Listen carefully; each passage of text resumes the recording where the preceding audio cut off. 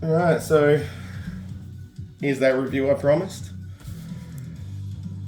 Again, I'm not really sure how I'm doing reviews. I'm just kind of recording live, posting it, seeing what happens.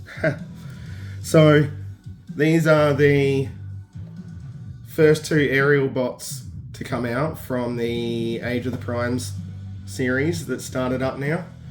Part of the combiner for Superion. I figured I'd just do the two figures at the same time. So we've got Air Raid over here and Slingshot. Almost forgot his name because of all the stupid names he's had so far. And just for a comparison for him as well, I have my original Slingshot and Alpha Bravo, who was sort of a replacement for him in the Combiner Wars series. So yeah, little comparison. And essentially, all of the articulation is the same for both these guys, but I'll go through it quickly.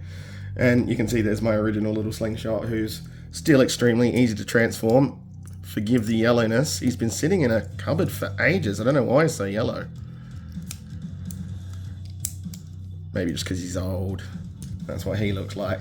And I'm not going to bother transforming Alpha Bravo. He was just here as a little comparison to show what they tried to do to replace Slingshot, who's also been called Quick Slinger, I think, at some point. Now, obviously, with both figures, you get the instructions. I mean, that's not really a surprise. And just to quickly look at the boxes. So, just the front of the boxes. The side with the big Superion artwork. I do like that. That's cool. The backs, 17 steps each. And the sides, which are actually different. Wonder why that is. Yeah. So I can just go back there. One thing I do extremely like, and it's really weird, I love the accessories come in these little paper things. I don't know why. It gives me the thrill. Small things. Small things. So, we'll just go through Air Raid first and just get rid of him as soon as possible and concentrate on Slingshot. So, Air Raid comes with his two little pistols. They're a direct copy of what the character had for his G1 figure and his G1 character. And he gets two of them this time around.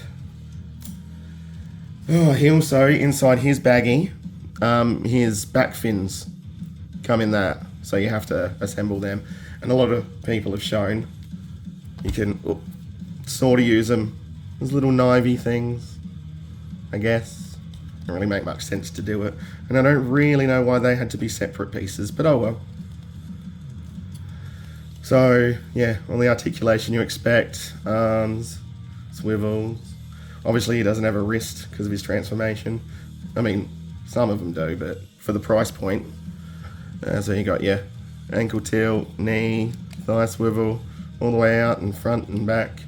Gets hindered a tiny bit by his backpack, but not that much. And yeah, head is on a ball joint, spinsy aroundsy, and he has a waist.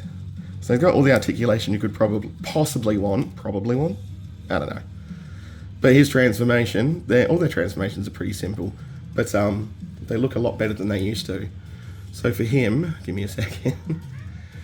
Right, we fold his fists in, and then we plug his arms into the sides here like that. Alright, and then we'll spin his head around and bring all of this assembly forward. That plugs in, you can see it plugs into the shoulders there. And then those will plug into the back of the arms, into those slots and tabs. Now for this, I like to clip it forward first. And then you pull these guys out of the way. And then this you need to hinge all the way up. And this was tricky the first time I did it. You can see there's these little holes. Those parts of the figure need to go into those holes first before it can slot back down and tab in. Yeah, and I bumped the arms out of place. I know I'd do that. So you can probably do the arms after you do the legs.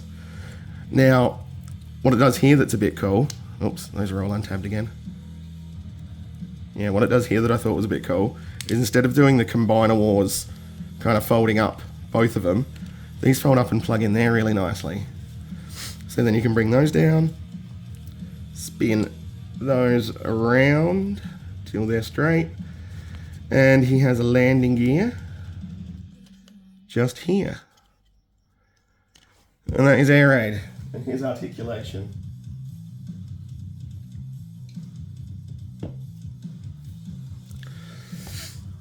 Now, I'm not going to bother with the combiner form of each of these until I do the review on, what's his name? Silverbolt. And I have my combiner wars Silverbolt, which is broken. Another reason I wanted to replace with this. For a comparison for that. So we'll just put him to the side now. And yeah, so you can see Slingshot. He also comes with basically a copy of his original G1 gun, but also a second one, because I'm pretty sure that the Stunticons originally came with 2 guns, but the aerial bots only came with 1 each. That doesn't really matter.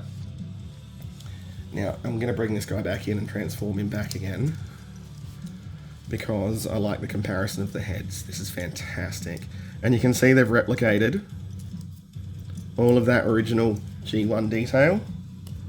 And you can see his little head. You can see the chest looks all the same. It's really cool. I really like it. And obviously they didn't do the paddle hands, that's fine. So he can go back over there again. So yeah, back to Slingshot. Again, all that same articulation. He gets a bit further up because of his transformation. Ball jointed head, waist swivel, knees, but there's so much junk on the back. The knees are really hard to use. Your typical ankle swivel, by your thigh, all the way out, all the way forward. That does have a bicep cut. Sorry, I'm sort of all over the place with the articulation. I still haven't worked out what I'm doing. Next time I think I'll just start from the head down. That's what the others do. Now, one thing you might find really interesting about this is he has the single biggest heels on any figure I own. Which is fine. Makes his transformed version, or his vehicle mode, that's the one I'm looking for, his alt mode, look much better because of the way they do it. So yeah, this guy's got an interesting transformation again. You pop his head round and you see he's actually got the landing gear on the back of his head. We'll pull that out after. But what we need to do now is to spin those around and fold them up. And again, spin that around and fold it up. And now these go all the way up and plug into the sides like that. You can see, oh, it's a bit tough to get out again. There's actually a tab there for that hole to go into. Really hope this is all getting on camera. I can't see my viewfinder. Or the screen anyway. So next, pop that little bit down. You can see those tabs will go into the sides here. And all nice and popped in. Now you can pull that landing gear out. And this will be doing the Combiner Wars bit. So first we'll fold these feet up and the heels down. Combine or squeeze the whole thing together. Just put the wings out of the way for the moment. You can put that up, doesn't matter. So pop those. And then concertina, all this, all the way up, as if it were a Combiner Wars figure. And then fold those back down. Now it worked really well for this one, so you can see you've got those fake wheels in there as well. And put those down, and there you go. So that looks, apart from the disgusting amount of yellow, wow, this thing is just really looking its age. See all the same details? They've even put the black stripes in where the connector pieces for the cockpit and tail fin go. So it's very, very well detailed for coming from this and trying to look like something that's really old, but better. So that's my review of the first 2 aerial bots. Once I've reviewed these new figures I've got, I'm going to go through some of my older figures and review them. Probably got the boxes for most of it too. So I hope that was enjoyable for you. Yeah, game on.